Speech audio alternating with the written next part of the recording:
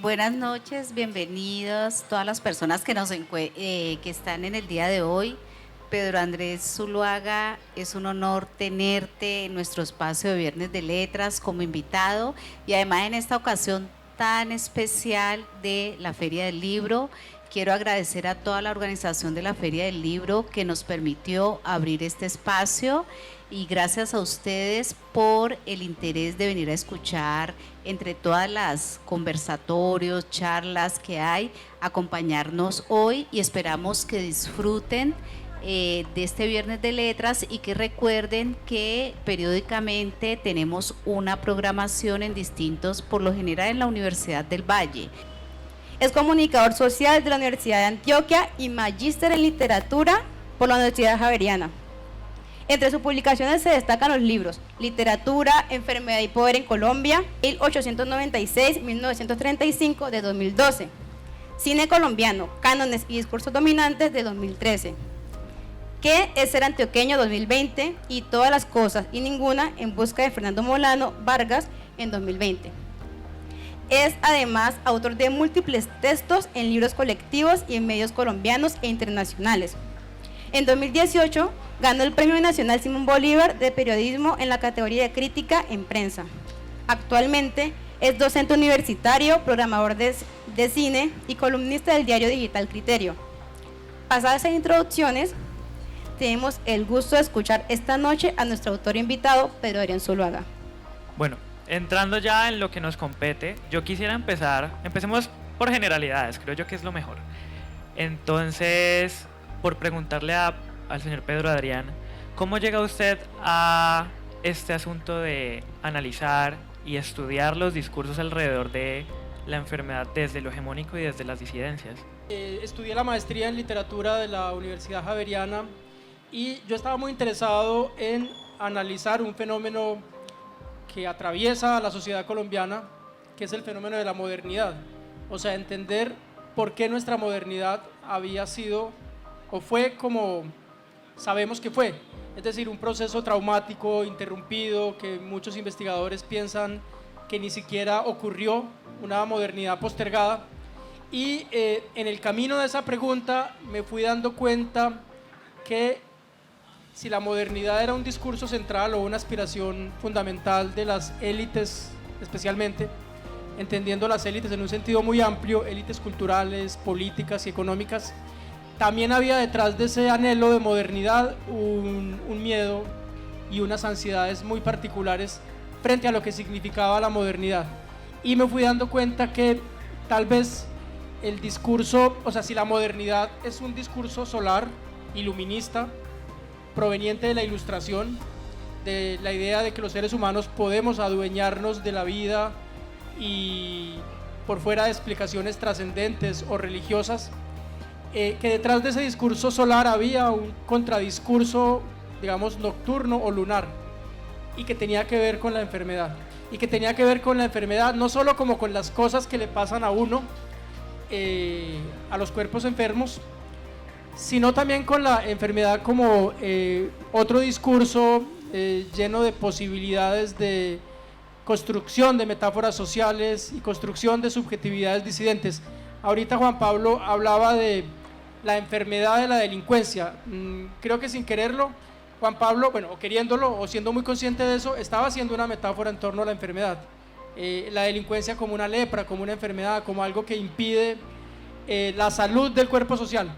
Entonces me interesaba cómo en un momento muy particular como fue ese cruce de años entre finales del siglo XIX y principios del siglo XX, las primeras décadas del siglo XX, cómo se dio una producción literaria, entendiendo literario en un sentido muy amplio, producción de discursos escritos, periodísticos, judiciales y en última instancia novelísticos, y cómo esos discursos reflejaron unas preocupaciones muy amplias por el tipo de sociedad que éramos y por los elementos humanos que conformaban al país, siempre con unos pánicos asociados a esos elementos, a esa conformación de la sociedad colombiana, y siempre con unas preocupaciones relacionadas con hábitos, costumbres, problemas sociales como el alcoholismo, problemas sociales como las enfermedades venéreas, en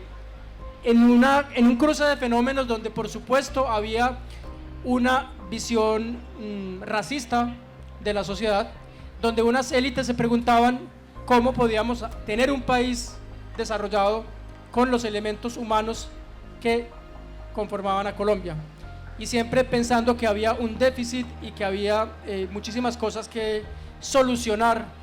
Hoy hablaríamos de reingeniería social o hablaríamos de limpieza social, es decir, son palabras que no se pueden equiparar o conceptos que no se pueden equiparar, pero siempre una preocupación de las élites por construir la diferencia y por cómo sanear esos problemas, o sea, cómo intervenir socialmente o desde el poder en lo problemático que era esa diferencia. Es innegable el hecho de que a partir de la medicina y el discurso médico se puede crear un discurso alrededor de las enfermedades y de las personas. Entonces, queríamos preguntarle cómo empieza el discurso médico a configurar los círculos de poder, es decir, cómo se configura la concepción del enfermo desde el discurso médico y bajo qué intenciones se clasifican.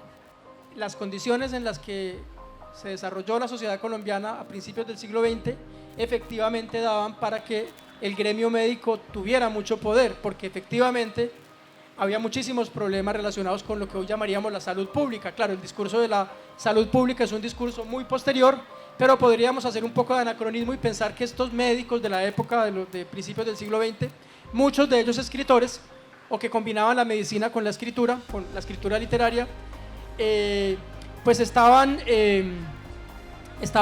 arañando un tipo de, o buscando un tipo de poder, ¿para qué? Para actuar sobre la sociedad en términos de control, ¿no? Y cuando hablo de control no solo hablo de tener un reconocimiento profesional, sino que se les ofrecieran herramientas para ejercer unos procesos de transformación social. Las primeras décadas del siglo XX en Colombia fueron décadas en donde predominaron discursos sobre la higiene, por ejemplo, fueron muy importantes los discursos sobre la higiene, y eso tenía como contracara o como segundo plano o como lugar desde el cual se hacían posibles las proliferaciones de estos discursos, pues que evidentemente se estaban formando las ciudades como Cali, ciudades como Medellín y como Barranquilla y como Bogotá, por supuesto, pues fue el primer momento de lo que el historiador José Luis Romero llamaría las ciudades masificadas, ¿no? Ciudades que por los cambios económicos, por los cambios políticos, estaban llamando a un montón de población que no podían gestionar, digamos, estoy hablando en términos de políticos, pero era el problema de la época, cómo gestionar el manejo de una población que, por ejemplo, no tenía concepciones en torno a la higiene, que evidentemente tenía problemas de alcoholismo, y una población que sufrió enfermedades recurrentemente, enfermedades como las que trato en este libro de Literatura, Enfermedad y Poder, como la sífilis y la lepra. Bueno, Pedro, hay un asunto importante que mencionabas, y es que la medicina configura un mecanismo de poder, pero creo que también es importante preguntarse desde qué punto llegaba a transmitirse este mecanismo de control. Tú mencionabas tres aspectos muy importantes, que era, por un lado, que se ejercía a través de la ley, del derecho; por el otro estaba el discurso médico, pero yo siento que de manera mucho más general estaba el cuarto poder, que es el discurso periodístico. Entonces la pregunta era precisamente qué papel juega el discurso periodístico en la conformación de este discurso alrededor de la enfermedad. Es que lo que les decía, son discursos que frecuentemente se entrecruzan y algunas veces se independizan, es decir, finalmente los periodistas o los medios de comunicación utilizaban un sociolecto, digámoslo así, o sea, un discurso que provenía en buena parte del discurso del derecho y del discurso de la medicina, transformado para llegar a públicos más amplios, es decir, hacían lo que hoy entenderíamos por un discurso divulgativo, que era tomar una parte de ese saber médico y una parte de ese saber judicial y convertirlo en historias y en historias para la prensa, pues, donde aparecían, empezaron a aparecer, esto lo narra y lo investiga muy bien Guillermo Correa, un profesor de la Universidad de Antioquia, que hace una historia de la homosexualidad en Colombia, pero eso mismo podría decirse de cómo la prensa habló de los comunistas, de cómo la prensa fue identificando distintos sujetos sociales y grupos sociales y cómo fue creando estigmatizaciones en torno a esas subjetividades disidentes, ¿no? ¿Cómo se ve entonces la concepción de higiene y la concepción de salud en general como una forma de control o de mejoramiento? ¿A partir de qué técnicas por parte de, no sé, el poder político, el poder médico contra estas disidencias? Hubo muchísimas, por ejemplo, el establecimiento de barrios obreros. Hay un elemento importante que creo que no he mencionado suficientemente y que entra también a jugar, que es la iglesia, como otro poder que está intentando equilibrar y controlar y hacer ingeniería social, en los términos en que hoy hablamos de ingeniería social. No, por ejemplo, los barrios obreros. ¿Qué pretendían los barrios obreros? Enseñarle a los obreros, la mayor parte de los obreros provenían del campo, eran una clase urbana nueva que no tenía una experiencia metropolitana. Entonces, por ejemplo, la experiencia de los barrios obreros en ciudades como Bogotá, como Medellín, se hicieron experimentaciones sociológicas que intentaban enseñarle a los obreros a ser ciudadanos, ¿no? Y que olvidaran ser campesinos, ¿no? Con eso se disolvía unas ciertas formas de comunidad vinculadas con lo rural y se intentaba que estos grupos sociales accedieran a unas formas de convivencia relacionadas con lo urbano, ¿no? Básicamente, pues, por ejemplo, separar que no se conviviera con animales, por ejemplo, ¿no? Que en las casas estuvieran suficientemente iluminadas o aireadas, y ahí entonces todo esto, la higiene es un instrumento y es una herramienta de unas concepciones ideológicas que la anteceden, pero entendamos la higiene como una especie de puesta en práctica de discursos ideológicos que en cualquier caso están sostenidos en una sospecha sobre los pobres, en una sospecha sobre los diferentes, en una idea también en una concepción de que la sociedad colombiana de los años 20, había una preocupación, para ponerlo en términos muy claros, sobre la raza en Colombia, y en los años 20, a través de médicos como Miguel Jiménez López, ideólogos como Luis López de Mesa, que fue después canciller en un gobierno de Eduardo Santos, el propio Laureano Gómez, todos decían que Colombia tenía unos lastres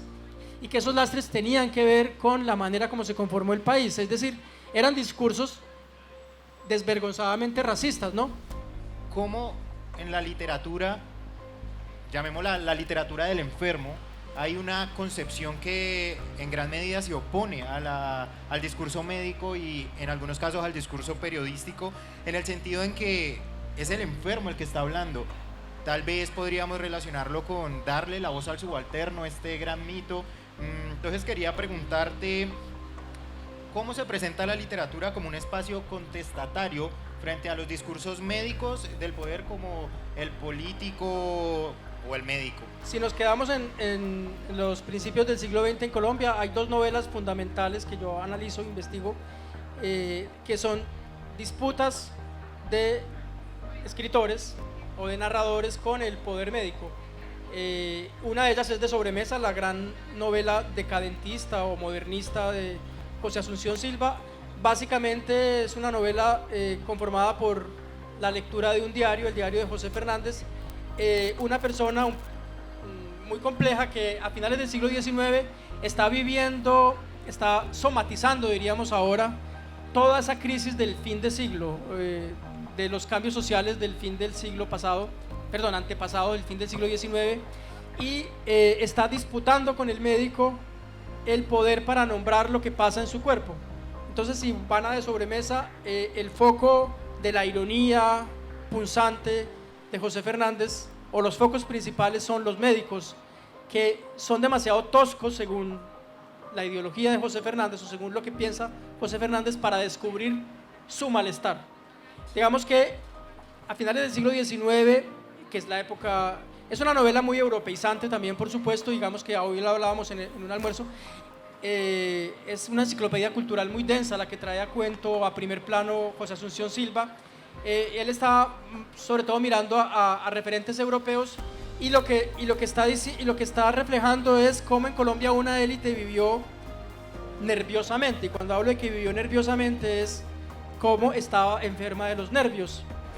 Quería como preguntarte entonces si esta diferencia se plantea desde el punto de vista en que el discurso médico debe ser objetivo, mientras que en el discurso literario la voz de quien está escribiendo y la voz de quien vivió hablando de un discurso autobiográfico es quien habla. Es decir, que si la diferencia entre el discurso médico y el discurso literario se plantea directamente desde el punto de vista de quien está narrando.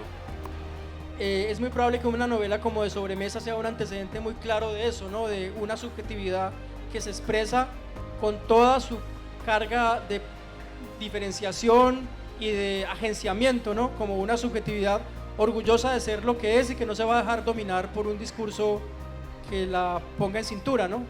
Entonces sí creo que tiene que ver con lo que estás diciendo de manera muy clara. Es una revuelta. La literatura con mucha frecuencia apoyó los discursos racistas, apoyó la estigmatización, pero a veces en contados casos también fue un contradiscurso. Y De Sobremesa es un caso claro de una literatura a contrapelo o en contravía de los discursos de la época. Y por eso su foco, y lo que finalmente estaba queriendo decir Silva es,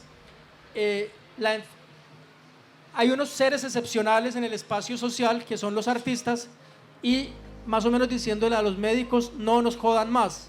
Bueno, ahora que usted menciona, señor Pedro Adrián, digamos, esta lucha entre los discursos hegemónicos y los discursos de los artistas, que lo que querían era decir a los médicos, como usted dice, no me joda más, quería preguntarle, ¿qué importancia tiene esto de nombrar la enfermedad y de quién la nombra? Es decir, ¿eso qué significa para quien lo hace y también para el otro? Básicamente, la importancia de esto es que la enfermedad la nombre quien la padece, ¿no? Y no alguien que la ve y la observa desde afuera como con un ojo clínico o científico. Entonces ese es el punto crucial de diferencia, ¿no? Y yo creo que ahí eventualmente podríamos hablar o entrar a hablar de la literatura sobre el VIH-Sida en Colombia, que es muy pequeña, que apenas está creciendo en los últimos años, como que estamos completando un discurso que no se había producido porque no habían las condiciones, tal vez. Recientemente me hice una prueba de VIH en un espacio público y yo me sentía totalmente observado y juzgado por estar tomándome una prueba de VIH. Entonces quería preguntarte que si este mecanismo binario de el enfermo y el sano sigue siendo un mecanismo de segregación y de, no sé, de eliminación social. Para empezar, vivir con VIH-Sida pues ya no es una condición que implique la muerte, ¿no? A pesar de eso, contraria a esa transformación de la investigación médica, de la disponibilidad farmacológica, a pesar de eso, las fantasías de aniquilación y las fantasías de segregación en torno al VIH-Sida siguen existiendo, ¿no?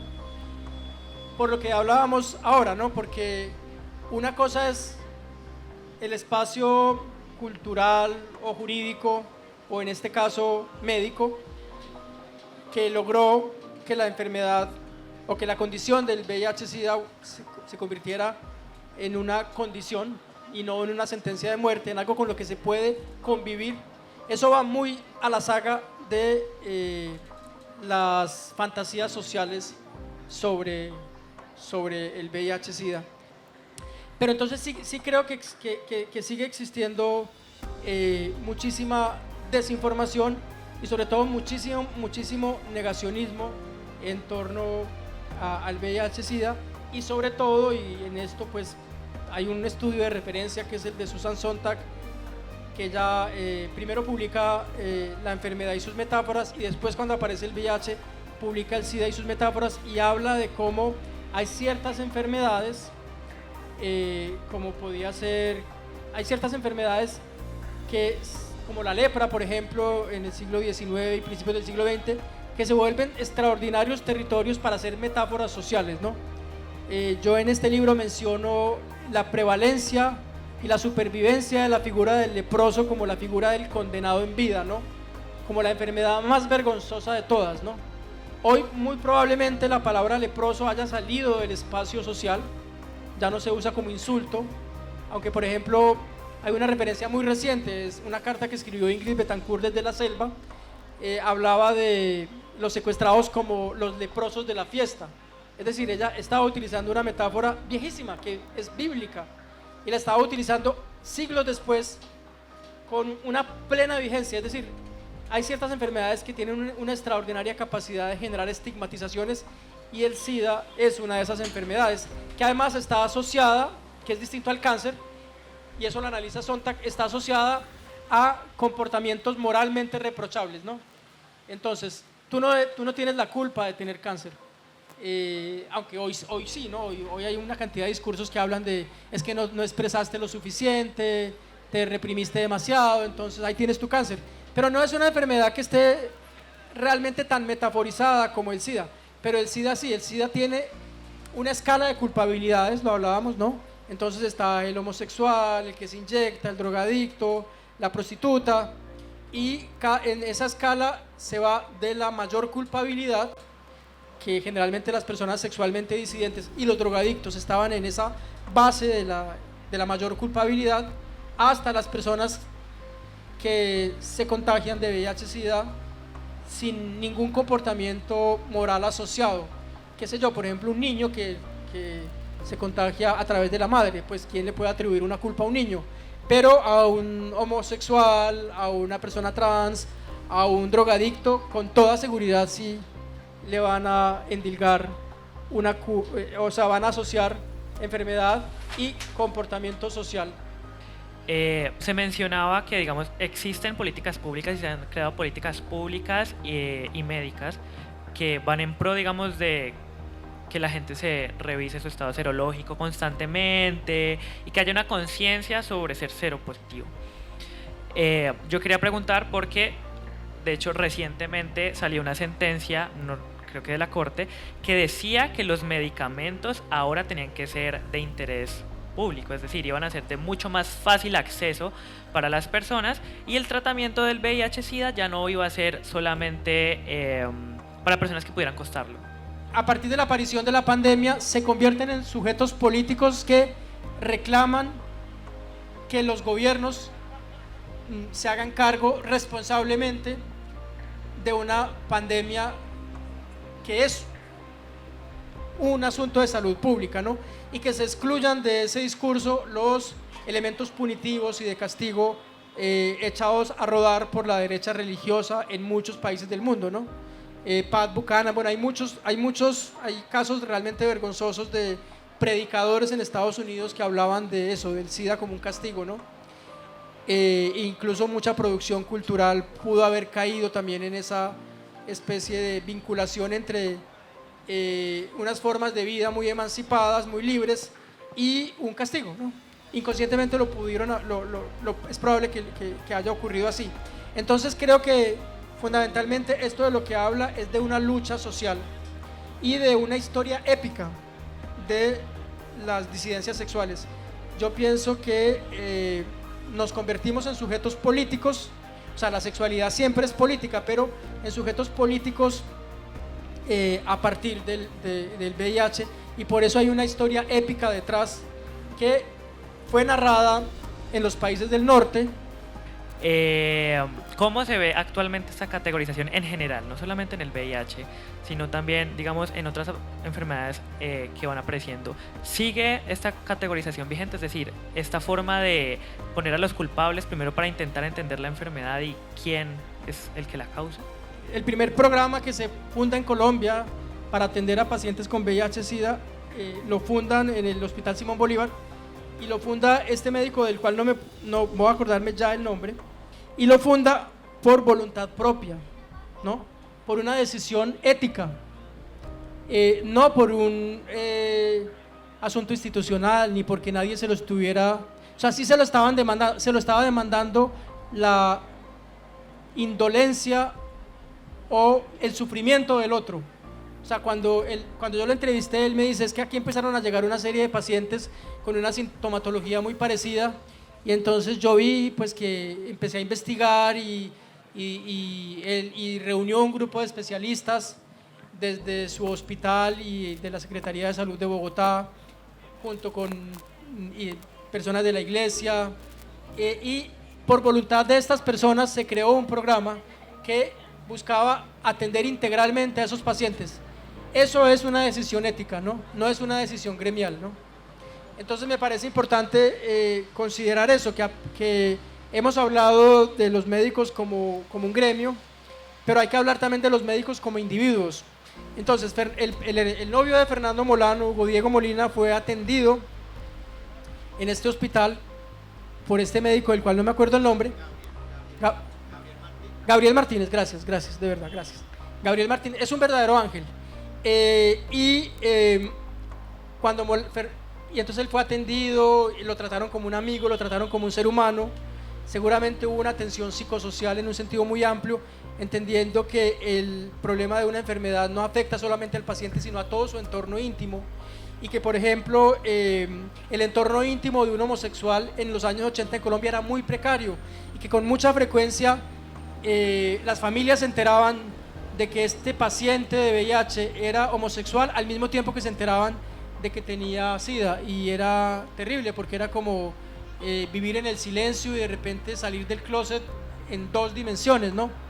Y entonces lo que quiero decir es que él mejoró desde una decisión personal y ética la vida de los pacientes que atendió en este programa que él creó en el hospital para el cual trabajaba.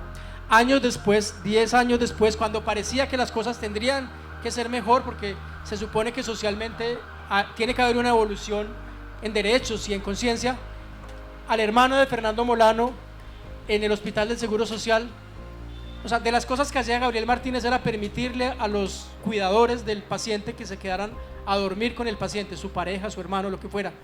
10 años después, cuando se suponía que tenía que haber evolucionado la conciencia sobre el entorno íntimo de un paciente con VIH, al hermano de Fernando Molano no lo dejaron quedarse en el Hospital del Seguro Social, y Fernando murió solo en ¿cómo se llama? En el pabellón de la muerte, en estos lugares donde un paciente espera que lo ingresen a una cama, pues ahí murió.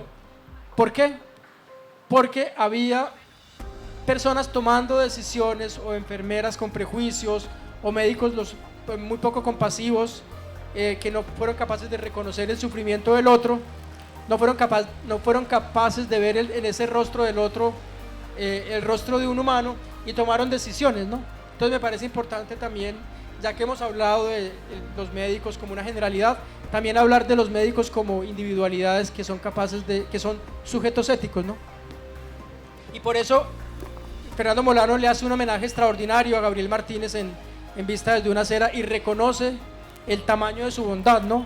Es literalmente un motivo literario de Fernando Molano, la bondad de los extraños, y en este caso era la bondad de un médico que era un extraño, pero que se comportó compasivamente. Ahora mencionabas a Susan Sontag, que como bien mencionabas fue una de las precursoras en los estudios sobre la enfermedad y precisamente sobre el VIH. Sin embargo, leyendo a Sontag encontré que hay una especie, no sé si llamarlo vacío. Me gustaría que revisáramos esta cita, y es que ella dice: el SIDA, como el cáncer, no deja lugar a romantización ni sentimentalización algunas, quizá porque está demasiado fuertemente asociado con la muerte. Sin embargo, el vacío que encuentro en esta cita es que yo siento que la literatura es precisamente este espacio de romantización. Incluso desde el principio del análisis que ella hace, el lenguaje es un propio espacio para la sentimentalización. Esta metaforización, por ejemplo, recuerdo que ella mencionaba que una de las enfermedades era un cáncer melancólico que te carcomía el cuerpo. Entonces yo siento que ese espacio de romantización sí existe desde el lenguaje y precisamente desde la literatura. Quería saber cómo ves tú esto. Sí, yo creo que sí hubo romantización de la muerte por VIH, y por VIH-Sida, a pesar de lo terrible que fuera y a pesar de que muchas personas murieron solas y murieron abandonadas y estigmatizadas, como el propio Fernando Molano, pero en otros casos, y hay muchísima producción cultural al respecto, también hubo unas redes de apoyo y unas redes de empatía y de solidaridad, ¿no? Les recomiendo mucho una película que es de los años 90 que se llama Long Time Companion, Juntos para Siempre, donde habla precisamente de eso, o sea, como una comunidad que muchos miraban de soslayo como, esta comunidad de gays de San Francisco, de Nueva York, con unas prácticas, de unas vidas muy enfocadas en la fiesta y en la rumba, como de repente se vuelven una comunidad en otro sentido y se acompañan a un bien morir. Me parece que la idea de bien morir es muy interesante y es una idea romántica por esencia, porque ¿qué mejor puede haber en el horizonte que un buen morir, ¿no? Y un buen morir es un morir acompañado, ¿no? Un morir rodeado de seres queridos. Y creo que en el SIDA o en las muertes por VIH-Sida hubo las dos experiencias, y en la literatura ha habido el foco puesto en ambas experiencias, las de una terrible soledad y abandono, pero también un relato épico también, y no solamente en la muerte, sino en todo lo que hubo alrededor de la lucha social para que se investigara, se invirtiera, se considerara el VIH-Sida un problema que merecía la atención de los gobiernos. Yo quería preguntarte, y bueno, y hablando un poco también de tu biografía, quería preguntarte si tú consideras que existe alguna diferencia entre ser un escritor de una biografía y entre ser un cronista. ¿Tú alcanzas a notar algo que lo diferencie o está mezclado totalmente? Yo me comporté yo quise hacer una geografía, más que, creo que la frase del libro de todas las cosas y ninguna que más ha prosperado es en un momento en donde digo que somos más geografía que psicología. Yo quise hacer un recorrido por la ciudad de Fernando Molano, la Bogotá de Fernando Molano, una Bogotá erotizada por el deseo, atravesada por los contactos, atravesada por la promesa de encontrar la bondad de los extraños, y quise hacer más bien una geografía, ¿no? Yo no creo que me haya comportado como un cronista, en el sentido de que un cronista,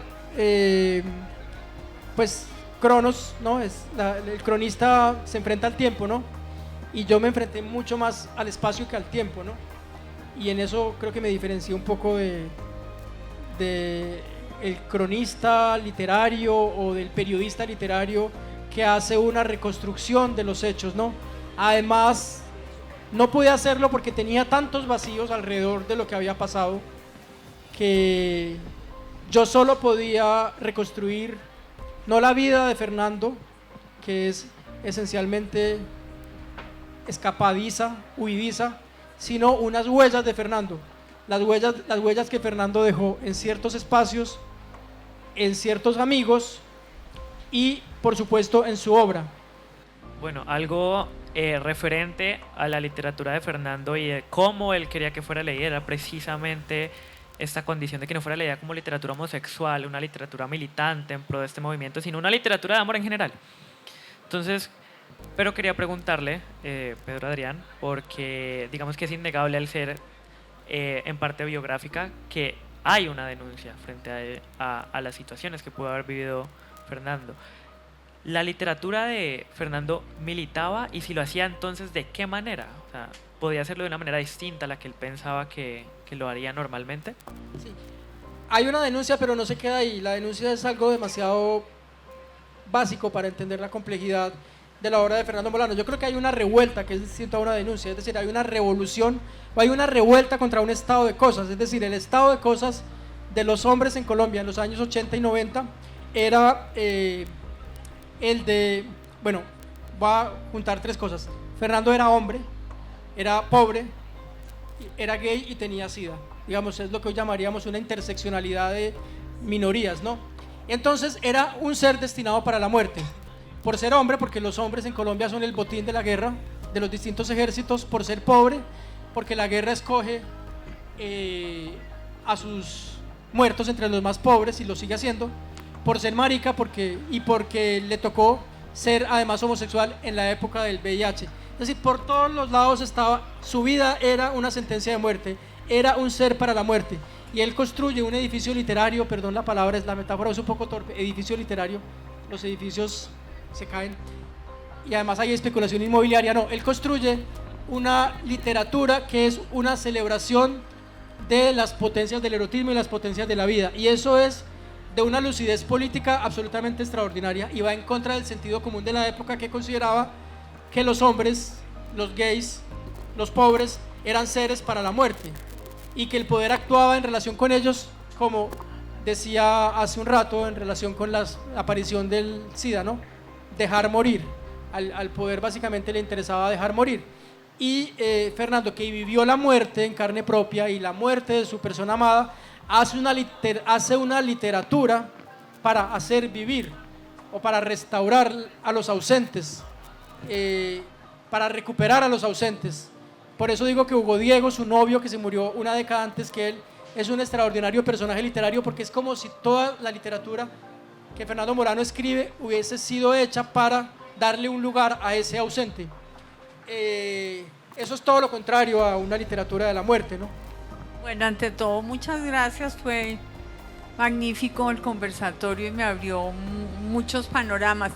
Me gustaría que ubicara un poquito a Molano y de pronto a la literatura de escritores gays en Colombia en un contexto latinoamericano. ¿Cómo ve a Colombia y cómo ve a Molano en ese contexto latinoamericano? A ver, en cuanto a tradiciones nacionales, hay una, no digamos una tradición, pero podríamos llamarla así. Molano llega a la literatura colombiana sobre disidencias sexo-género en un momento en donde han quedado atrás un poco los discursos patologizantes y los discursos médicos, y nombra el ser homosexual desde otro lugar, desde un lugar donde trata de describir el deseo homoerótico como una práctica cultural, ¿no? Por fuera de la vigilancia de la medicina y del el derecho, o sea, del crimen o de la patología. Y me parece que podríamos hacer historias comparadas, y yo creo que las literaturas sobre el homoerotismo en América Latina tienen unos vínculos, una posibilidad de leerse en la relación entre distintos países, y yo creo que son historias muy cercanas, en el sentido de que empiezan los personajes homosexuales en las novelas. Voy a mencionar algunas. Bueno, en las novelas y en la poesía empiezan vinculadas a estrategias de posibilidad de hablar del amor homosexual, inscribiéndolo, por ejemplo, dentro del viejo tema del amor helénico, ¿no? O sea, del amor griego, entre amante y amado. Así habló Porfirio Barba Jacob en sus poemas del amor entre hombres, como inscribiéndolo en una categoría cultural que conocíamos, que era la del amor helénico, ¿no? Posteriormente, los personajes homosexuales entran en la literatura muy vinculados a espacios marginales y periféricos, ¿no? Estoy pensando, por ejemplo, en personajes como la Manuela de El lugar sin límites, ¿no? La novela de José Donoso, que fue adaptada por Arturo Ripstein. Y posteriormente también hay un momento muy importante en donde se da esa disidencia que mencioné, en donde el personaje homosexual pone en cuestión o en crisis el discurso de la izquierda. Y ahí me interesaría mucho mencionar a 4 novelas interesantes en esa dirección, que son El beso de la mujer anaria de Manuel Puig, Tengo miedo torero de Pedro Lemebel, El bosque, el lobo y el hombre nuevo, un relato corto o una novela breve un relato largo o una novela breve de Zen El Paz, donde el personaje de la loca, que es muy interesante, el personaje de la loca se pone en confrontación con el personaje del militante político. Ese es el asunto que articula, digamos, la relación entre los personajes de estas novelas. Es decir, una loca que tiene una relación con un militante político, y lo que nos están queriendo decir estas novelas es que el verdadero revolucionario es la loca, ¿no? Y es el verdadero revolucionario porque es capaz de torcer los discursos hegemónicos. Por ejemplo, Molina, el personaje El beso de la mujer araña, es capaz de fantasear mundos posibles a partir de de las películas que ha visto y de contárselas al militante político. O Diego, el personaje de El lobo, el bosque y el hombre nuevo, que es la base a partir de la cual Tomás Gutiérrez Alea hace la película Fresa y Chocolate. Lo que nos vamos a dar cuenta es que la loca o la disidencia sexual tiene como un papel de poner en crisis al militante político y llevarlo a otro lugar, como señalándole un lugar de emancipación posible. Y el militante político, entre tanto, en estas novelas está atrapado en el dogma. Curiosamente, el militante político es heterosexual en estos casos, ¿no? En Tengo miedo torero, en El beso de la mujer araña y en Fresa y Chocolate, el lobo, el bosque y el hombre nuevo. María Mercedes, es un repaso muy esquemático, señalando simplemente unas líneas de sentido.